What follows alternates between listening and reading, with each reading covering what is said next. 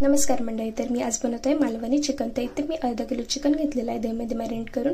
इथे मी कांदा खोबरं आणि टमाट्याची पेस्ट भाजून घेतलेला आहे आणि छान असं पेस्ट बनवून घेतलेली आहे, बारीक मिक्सरला लावून घेतलेला आहे।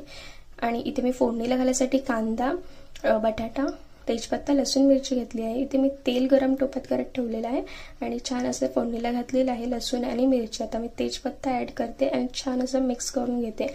आणि मी बारीक बटाटाही चिरून घेतलेला आहे, अर्धाच घेतला बटाटा, कारण की आपल्या चिकन मसाला छान टेस्ट येते बटाट्यामुळे। तर मी बटाटाही त्याच्यात ॲड करणार आहे। तर इथे मी बटाटा ॲड करून घेतलेला आहे आणि बारीक चिरलेला कांदाही त्याच्यात ॲड करून घेतलेला आहे, चांगला परतून घ्यायचा आहे। आता मी त्याच्यात हळद ॲड करत आहे,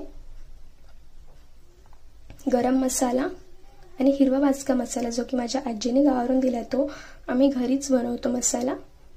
आणि मी लाल तिखा लाल मसालाही ॲड केलेला आहे। आता मी चिकनचा एव्हरेस्ट चिकन मसाला, देसी चिकन मसाला मी ॲड करत आहे, तो मी अर्धाच पॅकेट ॲड केला, पूर्ण नाही। आता हे जे आपण चिकन होतं ते टोपात घालून घेऊया। इथे मी मिक्स करून घेणार आहे, चिकन छान असं मिक्स करून घ्यायचं, पाणी ॲड करायचं नाही त्याच्यात।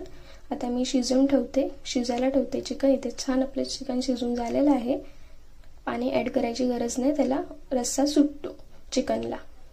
इथे मी जे वाटप केलेलं आहे ते मी मिक्स करत आहे। तुम्हाला थिक हवं असेल तर तुम्ही तशीच त्याला उकळी येऊ द्यायची, पातळ हवं असेल रस्सा तर तुम्ही त्यात पाणी ॲड करायचं। इथे चवीनुसार मी मीठ टाकलेलं आहे आणि अशी छान उकळी आलेली आहे चिकनला।